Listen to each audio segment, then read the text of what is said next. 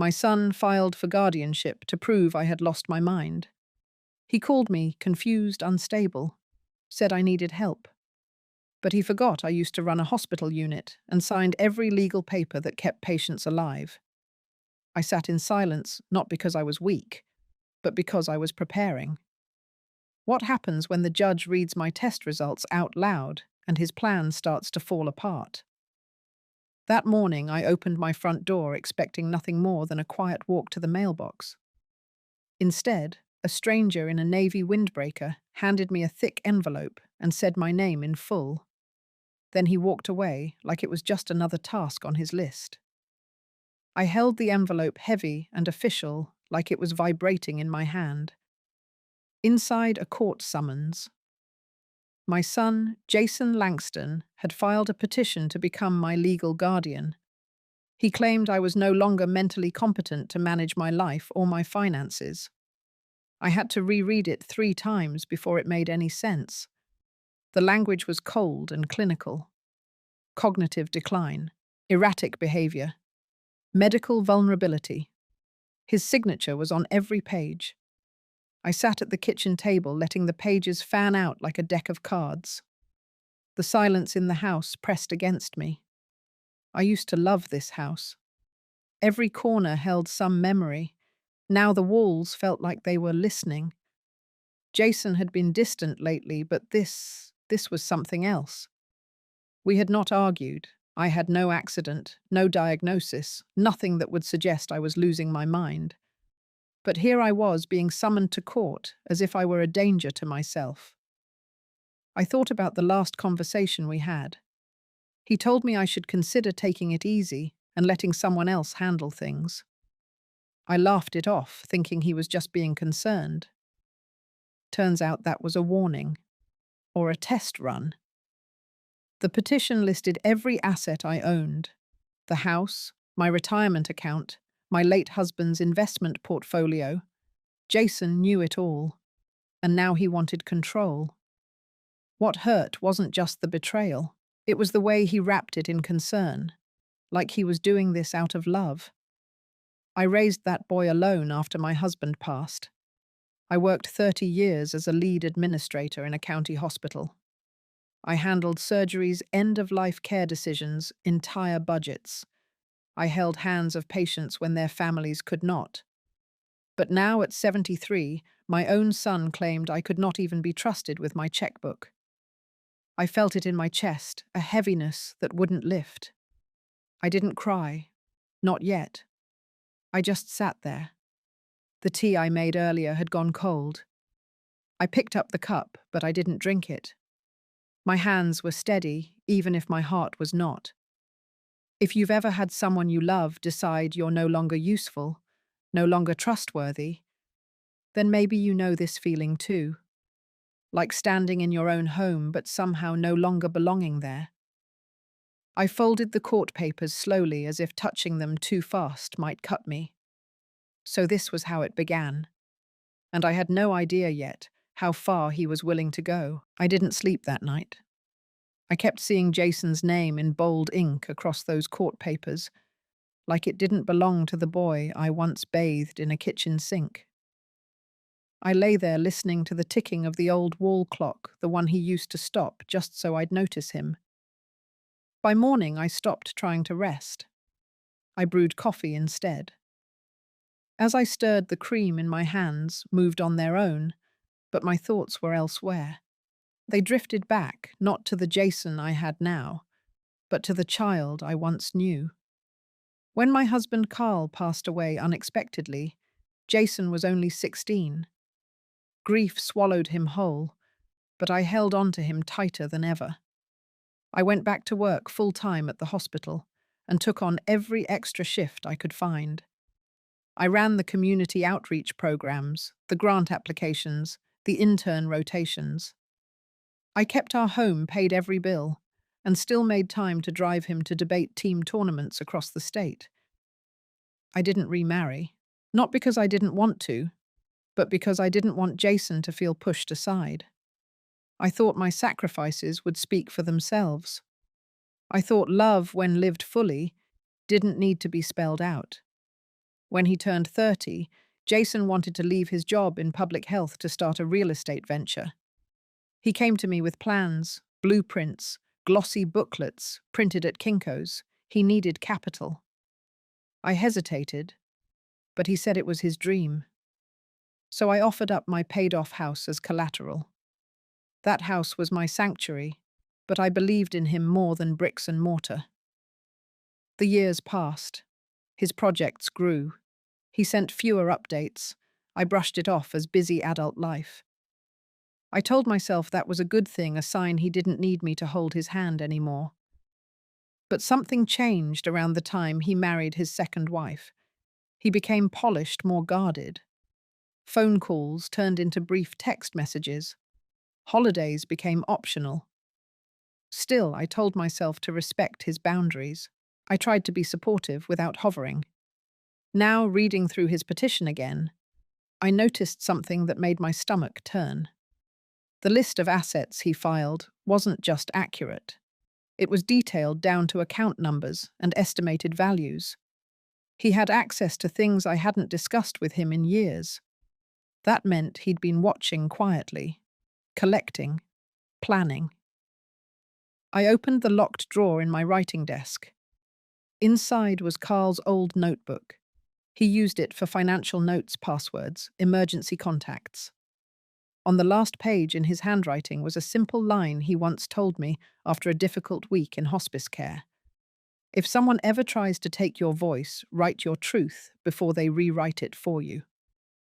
I pressed my palm against that page like I was reaching back in time.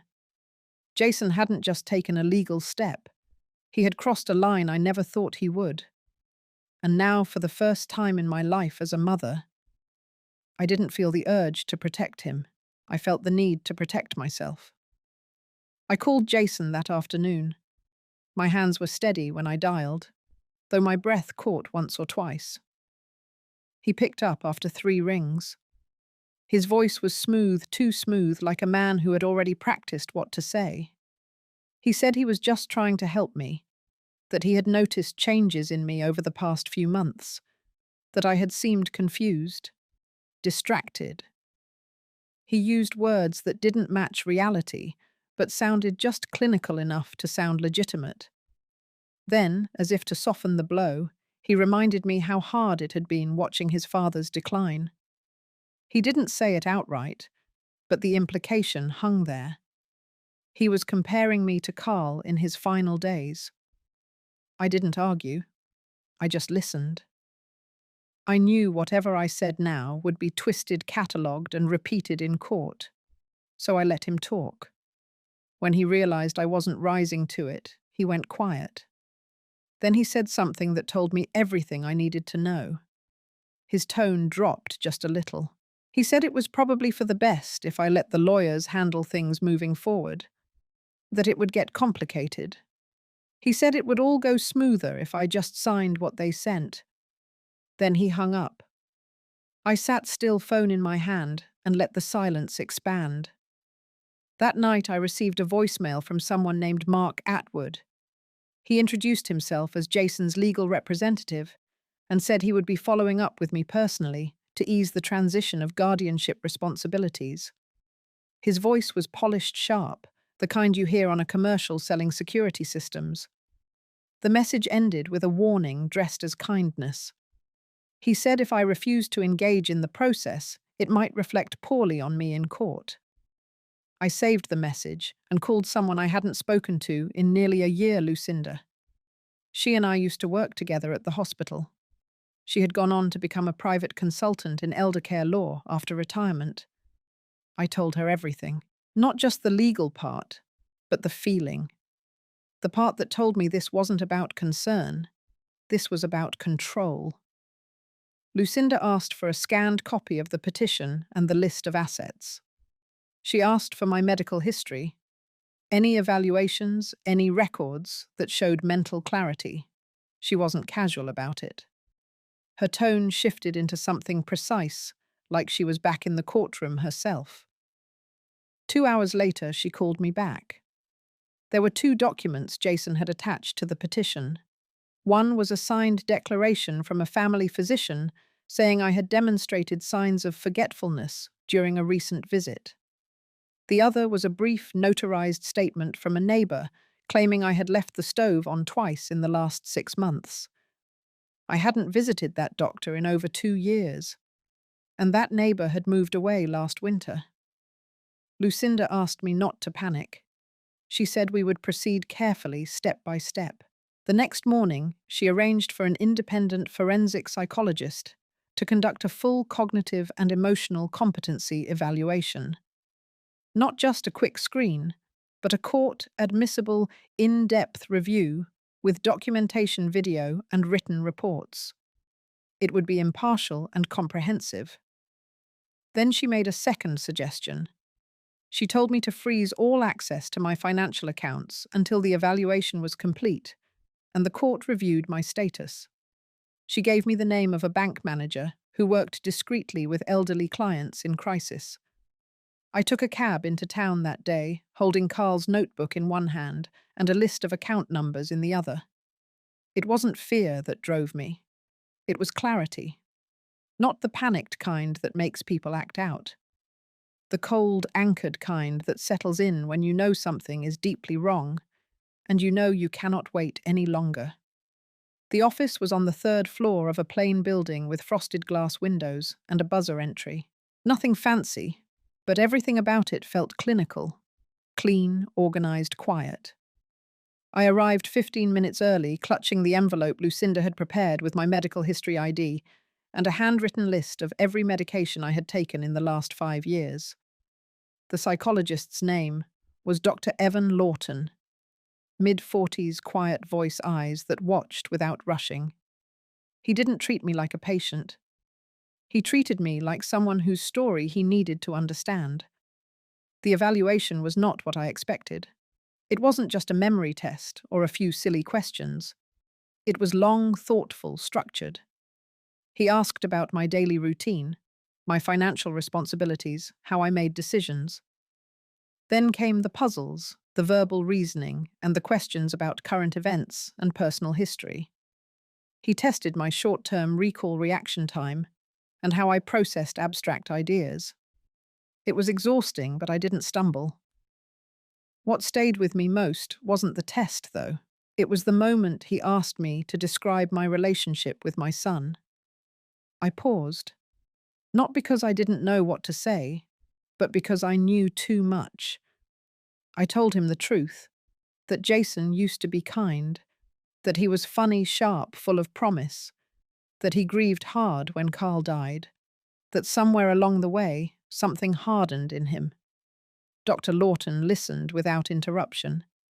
He made a few notes, but mostly let the silence do its work. At the end of the session, he said he would compile the full report with transcripts and analysis and submit it directly to the court as Lucinda requested. I asked for nothing special. I didn't want favor. I wanted clarity, truth without varnish. That evening, I took the long route home.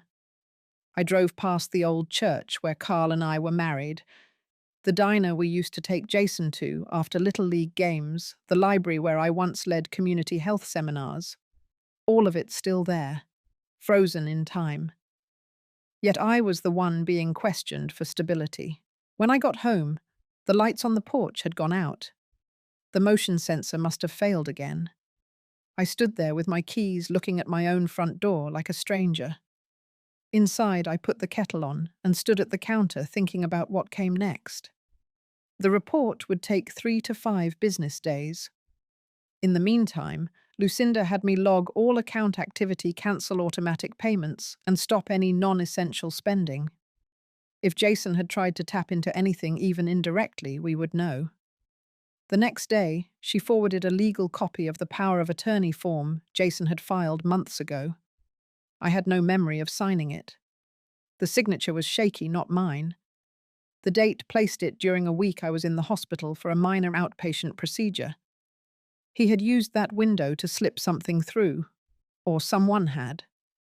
Lucinda contacted a handwriting expert immediately, quietly. No press, no noise. I didn't cry. I didn't even flinch. Something inside me had shifted. I wasn't the confused old woman Jason thought I was. I was still the same woman who once negotiated end-of-life care with angry sons and daughters in hospital rooms, who had delivered bad news to families with nothing but compassion and resolve. And now I was the one protecting myself, not with anger, but with evidence, with truth, with patience. What Jason started as a legal maneuver was becoming something else entirely, a slow, careful war. 3 days later, the report arrived. Lucinda called just after 8. I was sitting at the kitchen table organizing old tax returns and medical receipts into tidy piles. My eyes were dry, my hands steady. When I heard her voice, there was no panic in it, no urgency, just certainty. The report was clear. Dr. Lawton had outlined every segment of the evaluation in clinical, deliberate language. His findings left no room for misinterpretation. Cognitive function intact. Memory retention above average for age. Judgment and decision-making. Consistent, reasoned, and independent. His final line stood out like a bold underline. No evidence of diminished capacity. No grounds for legal guardianship. I leaned back in my chair. The weight didn't leave me, but it shifted, from doubt to direction. Lucinda had already submitted the report to the court clerk. A copy was sent to Jason's legal counsel and another one to the presiding judge. There would be a hearing scheduled to review the matter formally. Until then, the case was frozen. Jason could not proceed with any financial or legal decision on my behalf. But it wasn't over. That afternoon, Lucinda met me at the house. She brought a small black folder with her thick with photocopies. I brewed a fresh pot of coffee while she laid out documents across the kitchen counter like puzzle pieces. At the center was the forged power of attorney. The handwriting analyst's report had come in. It stated with professional certainty that the signature was not mine. Stroke pressure letter form, pen angle, all inconsistent. Furthermore, the date on the document had metadata from the scan that placed the file's creation at Jason's firm, not a notary office. Lucinda also pulled phone records from that week. Jason had placed several calls to a local courier service and a mobile notary, but none of them had my address listed in their delivery logs. In short, there was no verification chain, no legal witness. Just a PDF document, submitted quietly and filed under assumptions. I didn't feel rage. I felt something colder, cleaner. The kind of clarity that comes when the facts speak louder than emotion. Lucinda recommended we request a formal fraud investigation, not out of spite, not for revenge, but because legal boundaries had been crossed, rights had been threatened, trust had been violated. I nodded, just once, and that was enough. The next step was to notify the bank. My accounts were still secure, but Jason had attempted to reset my online access through an email tied to his firm.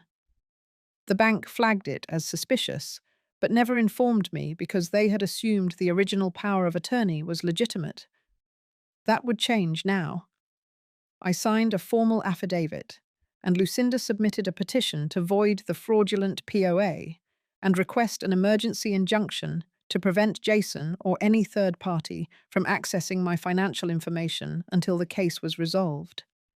By the end of that day, I had spoken to 3 financial advisors, updated all security protocols, and changed every password on every device. I even replaced my cell phone. Not because I was afraid, but because I understood now that Jason had prepared this for months. Quietly, strategically, piece by piece.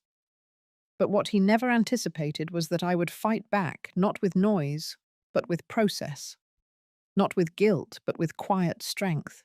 I stood at the window as Lucinda left her car, turning out of the driveway. The sun had dipped low, brushing the trees with that golden haze that only lasts a few minutes. And in that moment, I knew.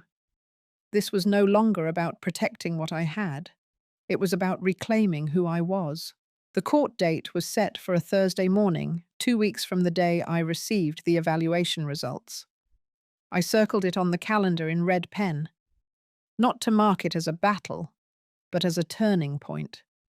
One I knew I wouldn't walk into blind. Lucinda spent the days leading up to it preparing the case file, but she also prepared me.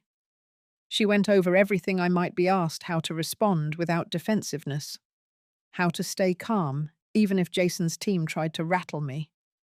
I listened, absorbed, and practiced, not because I feared them, but because I wanted my presence to speak as clearly as my words. That Tuesday, a packet arrived at my door. Thick manila envelope. Inside was Jason's formal response to the evaluation report. 8 pages of polite, rehearsed language questioning the legitimacy of Dr. Lawton's methods, and subtly implying that I might have performed well due to unrealistic testing conditions or coaching. He didn't accuse Lucinda by name, but the insinuation was there. At the end of the letter, he requested a second court-appointed evaluation. Lucinda read it twice before saying anything. She didn't get angry. Instead, she smiled, just slightly. Then she opened her laptop and pulled up 3 articles published by Dr. Lawton in peer-reviewed medical journals. One of them had been cited in multiple state rulings. His credentials were airtight. She filed a motion that afternoon to submit the analyst's report on the forged power of attorney. A second motion followed one to strike Jason's new petition on the grounds of manipulation and delay. She added attachments, phone records, bank security logs, the email trail where Jason had attempted to reset my login. Each line was factual, each exhibit verified. There was no need to embellish. The day before the hearing, I received a text from Jason. It was short. It said he hoped we could still talk after all this, that he had only wanted what was best for me. There was no apology, no responsibility, just a vague gesture like he wanted to rewrite the script before the final act. I didn't respond. That night, I took out Carl's notebook again. I opened it to the last page. The handwriting was fading now, but the words were still there. Write your truth before they rewrite it for you. The next morning, I arrived at the courthouse in a navy blazer and low heels. Nothing extravagant, just enough to show I had come prepared. Lucinda met me at the steps with a file box and a quiet nod. The courtroom was smaller than I expected. Just a judge, a clerk, 2 attorneys, and a few rows of benches. Jason sat on the left side of the room with his lawyer. He looked surprised when he saw me. Not because I was there, but because I looked calm, steady. The judge entered, and everything began. Lucinda presented our case with clarity, moving through the evidence step by step. The evaluation, the forged signature, the bank flag, the attempted email breach. She didn't raise her voice. She didn't grandstand. She simply let the facts stand on their own. Jason's lawyer tried to counter. He questioned motive, suggested stress on my part, implied overprotection from Lucinda. But it didn't land. The judge interrupted once to ask why Jason hadn't disclosed the prior attempt to gain financial access. His lawyer fumbled. By the end of the hearing, the judge said he would issue a ruling within the week. But I already knew. I had taken the stand, not to beg, not to plead, but to show who I still was, and who I had always been. 5 days after the hearing, the ruling arrived in a sealed envelope delivered by certified mail. The weight of it felt heavier than paper. I sat down at the dining table and opened it slowly, sliding the pages out like they might cut if handled too fast. The court ruled in my favor. The judge had reviewed the full psychological evaluation, the fraud reports, the forensic handwriting analysis, and all supporting documents. His language was formal, but his meaning was unmistakable. There was no evidence that I was incapable of managing my own affairs. The petition for guardianship was denied permanently. Furthermore, he referred Jason's forged power of attorney to the district attorney for further investigation. My guardianship rights were affirmed. Jason was barred from initiating any future legal or financial claims on my behalf without explicit written permission, verified by two separate legal witnesses. He had lost more than the case. He had lost the court's trust. I placed the decision letter beside Carl's notebook on the table and sat in silence. But it wasn't over. Not yet. Lucinda and I had one final meeting scheduled with an estate attorney. We met in a modest office on the second floor of a red brick building that smelled faintly of cedar and copy toner. The attorney's name was Ms. Fernley, a woman in her early 60s with silver-streaked hair and a sharp, direct tone. I handed her my existing will and the handwritten note Carl had left me years ago. We discussed the full scope of my estate, which included not just the house and retirement accounts, but also a community health fund. Carl and I had quietly built over the years through small investments. For years, that fund had been earmarked for Jason. We had hoped he would grow into the kind of man who would use it to build something lasting. But hope without responsibility becomes fantasy. Lucinda had already drafted a revised structure. Together with Ms. Fernley, we rewrote everything. The new will removed Jason entirely from inheritance, except for a single clause acknowledging that he had once been named but had forfeited that right through breach of fiduciary trust. His name remained on paper only to highlight what had been lost. Instead, the estate would be divided among several causes: a scholarship program for older women returning to school, a legal support network for elder protection cases, and a portion reserved for a foundation. Carl had once dreamed of establishing a mobile community clinic for underinsured rural towns. That night, I stood on my back porch, watching the wind move through the old pine trees. I thought about the years I had spent wondering whether I had been too soft with Jason, too patient, too willing to explain his behavior as stress or grief. But I no longer questioned myself. I had believed in the best of him. That had been my truth. But when the truth changed, I adapted. I acted. I protected myself with the same care I had once poured into him. 3 days later, Jason sent one final letter. It was handwritten. No envelope, just folded into the mailbox flap like an apology too proud to kneel. He said he didn't understand how it had all gone so far, that he never meant for it to hurt me, that he had only been trying to make sure things were handled right. But intentions don't excuse impact, and love doesn't erase harm. I didn't write back. Some bridges don't burn all at once. They rot quietly, one board at a time, until you step out and fall straight through. By the time the ruling came, my feet were already on solid ground again, and I had no intention of walking back. 2 weeks after the final ruling, I began the process of closing accounts and consolidating everything into a private family trust. Not for Jason, not for any future heir, for clarity, for protection, for peace.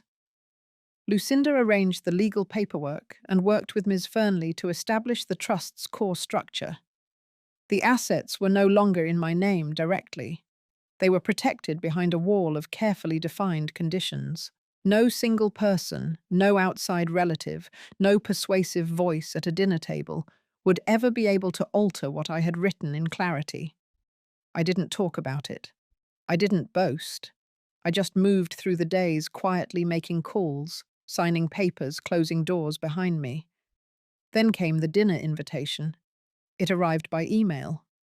From Jason's wife, Lila. She wrote that it had been a long time since we sat down as a family, that the past few months had been difficult on everyone. She suggested we meet for a small reconciliation meal at their home. No mention of the guardianship case, no mention of the forged power of attorney or the court's decision. Just a dinner. Lucinda read the message over my shoulder. She didn't say yes or no. She simply said if I chose to go, I should bring someone. Not for safety, for witness. I thought about it for a full day before responding. Then I sent back a single line. I would come. and I would bring dessert. I arrived at their house with a lemon tart and a notebook in my purse. The table was already set when I entered. Jason greeted me like nothing had happened, like we had simply skipped a few holidays and now things could slide back into place. Lila smiled a little too wide and kept brushing invisible crumbs from the counter. I sat. I ate. I listened. They talked about their garden, about Lila's sister visiting from Oregon, about Jason's law firm, merging with a larger firm. They didn't ask about my health or the hearing or how it felt to be accused of losing my mind, and I let the silence hold that weight. Halfway through dessert, Jason finally said he hoped the new legal arrangements wouldn't complicate anything, that we were all still family. I nodded, slowly. Then I reached into my purse and took out a single envelope. Inside was a letter I had written the night before. It wasn't dramatic, just clear. I stated in plain language that I had finalized my estate, that Jason was no longer a beneficiary, that any future contact concerning financial matters would be directed to Lucinda or my appointed trustee. The letter also confirmed I had legally transferred oversight of my healthcare decisions to an independent medical proxy, someone with no financial stake in my life. Jason took the envelope and set it aside like it was junk mail, but Lila looked pale. I stayed another 10 minutes. Then I stood up, thanked them for the evening, and let myself out. The night air felt cooler than I expected, crisper. I walked to my car, unlocked the door, and sat inside for a long moment before turning the key. There were no fireworks, no shouting, just a quiet unraveling. Sometimes the loudest decisions are the ones you don't explain. And that night, I made peace with silence. Not as surrender, but as closure. A month after that dinner, I hosted a small luncheon at my house. Just 6 people.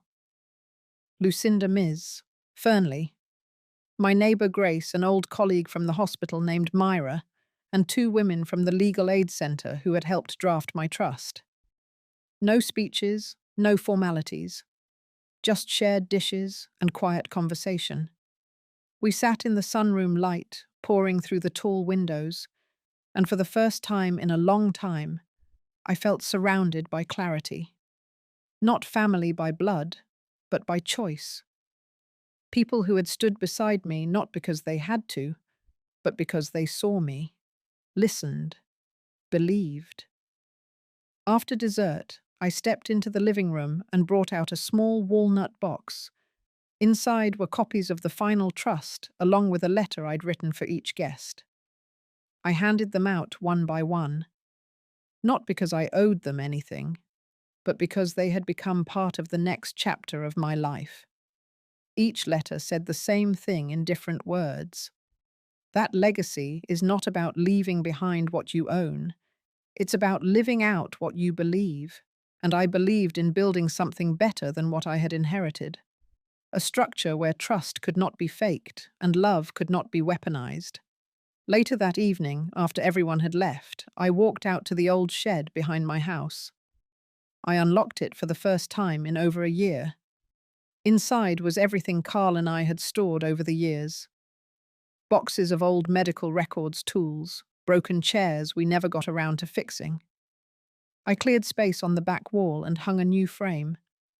Inside it was a single page from my court file. The judge's ruling.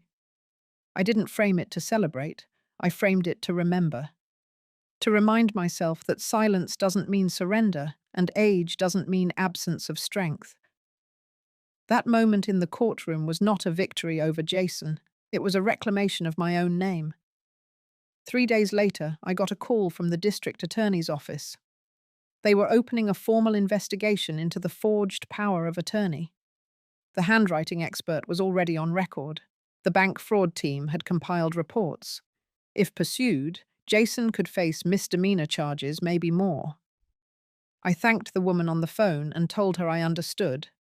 Then I sat with it. I didn't want revenge. What I wanted was the truth to be held up without apology. What happened mattered, even if no one went to prison over it. That night I made one more change to my documents. I added a clause that instructed my trustee to publish a short op-ed in the local paper upon my passing. It would simply state that my estate had been redirected to public service causes following a failed attempt at involuntary guardianship. I wasn't naming names, I wasn't airing laundry, I was stating facts. When Jason made his move, he expected me to be weak. He expected confusion, guilt, maybe even resignation. He never expected I'd respond with precision, with boundaries, and with dignity. He never imagined that the mother he tried to silence would end up speaking louder in her restraint than she ever had in words. As summer came in, I found myself waking up earlier, walking farther, listening to music again. Little shifts. Not everything heals. But some things become lighter with time.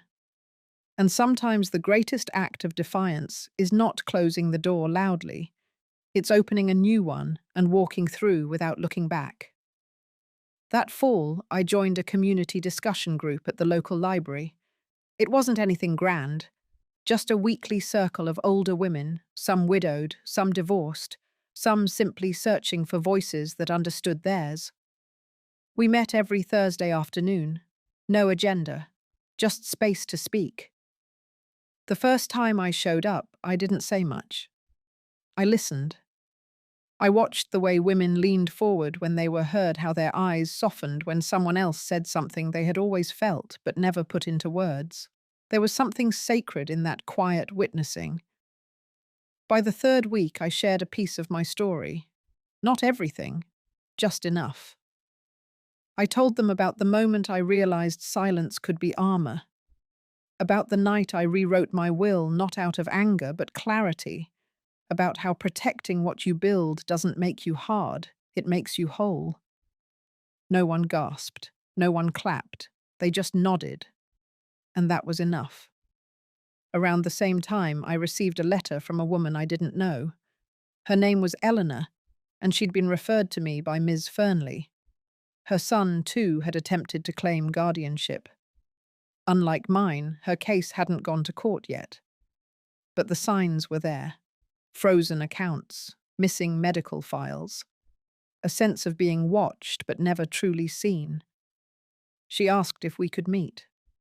We sat together at a small diner just off Route 17. The coffee was weak, but the conversation was strong. I didn't tell her what to do. I just told her what I had done, what I wished I'd seen sooner, what I would never ignore again. At the end of that meal, she didn't look scared anymore, just steadier.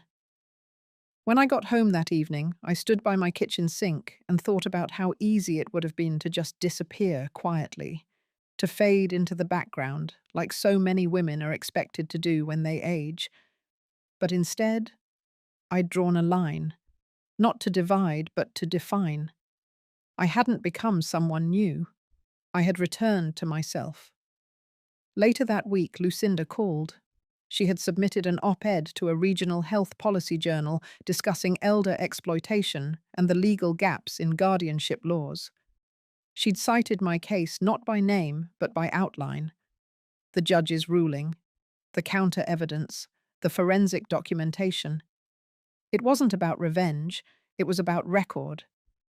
Stories like mine often vanish into sealed court files and quiet conversations. But not this time. Not anymore. That Sunday, I walked through the cemetery where Carl was buried. It had been a long time since I'd spoken out loud to the stone. But that afternoon I did. I told him everything. Not because I believed he could hear me, but because I needed to say it without flinching. I told him Jason had made his choice, and so had I. There was no poetry to it, no dramatic monologue, just a simple, steady voice returning to itself. I stayed until the wind turned cold. Then I placed a folded copy of the final estate document at the base of Carl's headstone. It wasn't for him. It was for me, a marker of what I had survived, what I had reclaimed, what would never be taken again. ChatGPT, Danoi, winter came quietly that year. Not with storms or blizzards, just a slow hush that crept into the edges of each morning. I noticed the stillness more than ever, the way my porch steps didn't creak the same, the way the birds stopped coming to the feeder one by one. That's when the phone calls began again. Not from Jason, but from people around him. First, it was an old mutual acquaintance. Someone from the neighborhood association trying to make small talk, but clearly fishing for something. She mentioned that Jason had been struggling professionally. The merger fell through. His name had come up in a legal ethics complaint. I listened, nodded, and said I wished him well. Then came the letter. It arrived in a plain envelope, no return address. But I knew the handwriting. Jason's words were longer this time, carefully chosen as if rewritten a dozen times before reaching the page. He didn't ask for money. He didn't plead innocence. He just said he had been wrong, that he understood now what he had done, that the weight of his choices was heavier than he'd imagined. He wrote that he missed his father's voice, that sometimes when he drove alone at night, he thought about those years when we were still a family, and then right at the bottom, he said he didn't expect anything from me, only that I live the rest of my life knowing I had been right to draw the line. I didn't cry. I didn't feel triumphant. I just sat there reading it twice, then folded it and placed it in the back of a drawer. It wasn't forgiveness, but it was something like quiet. The next morning I called Lucinda and told her I was ready to meet with the board of the new foundation. The community clinic Carl had always wanted to build his name would finally be attached to something alive. We'd spent months preparing. Licenses, staffing plans, mobile unit schedules, and now the final funding had been transferred. My house would be placed into the trust as a collateral asset, but I'd still live in it until the day I chose otherwise. At the first board meeting, I walked in with Carl's old leather briefcase, not because it had anything useful in it, just because it felt right. There were 6 of us, including a young nurse practitioner named Tessa, who reminded me of who I used to be at her age, hopeful, a little nervous, but grounded in purpose. I looked around the room and thought of all the energy I'd spent trying to fix Jason, all the years waiting for him to change. And I realized something. This was never about fixing a broken child. It was about refusing to break with him. I had chosen my boundaries not out of bitterness, but out of clarity. I had chosen not to let pain write my ending. As I sat through that meeting, hearing reports and talking timelines, I felt something shift again. Not closure, but forward. Not freedom as escape, but freedom as return. Spring arrived earlier than usual. The cherry trees along my street bloomed soft and full, and the breeze carried the smell of cut grass and rain. Life moved forward in small ways. The clinic opened its doors to its first patients. I stopped setting my alarm. I found myself laughing more with Grace on our morning walks. The weight I had carried for so long of guilt, confusion, and hope misplaced had quietly slipped off. I had not disowned my son. I had simply stopped giving him the power to define me. Jason never called again after that letter, and that was all right. Some relationships don't end with an explosion. They dissolve thread by thread until only silence remains. And sometimes that silence is grace. I kept the briefcase on the chair by my front door. On the wall above it, I hung a photo from the clinic's opening day. Tessa stood beside the mobile unit, her eyes bright, sleeves rolled up, ready to serve. I saw in her what I had nearly lost in myself, that capacity to begin again. My mornings are simple now. Coffee, a little music. Sometimes I sort through Carl's old papers and find his notes on rural healthcare written in the margins of yellowing files. He dreamed of building something lasting. I think he'd be proud we did it without noise, just persistence. The neighbors wave more now. A few know pieces of the story, but most just see an old woman who tends her porch flowers and hosts a book circle once a month. They don't see the courtroom, the betrayal, the strength it took to say no and mean it. And that's all right too. The truth is not always meant to be visible. Sometimes it lives in the quiet choices we make when no one is watching. One day, maybe years from now, Jason may walk past the clinic and recognize the name on the sign. Maybe he will stop. Maybe he won't. But I will not be waiting. I have already arrived. If you've ever had to stand your ground against someone you once trusted, know this: you are not alone. Sometimes protecting your peace means drawing the line that others refuse to see. If this story touched something in you, take a deep breath and share your thoughts below. Your voice matters, and someone else might need to hear it today.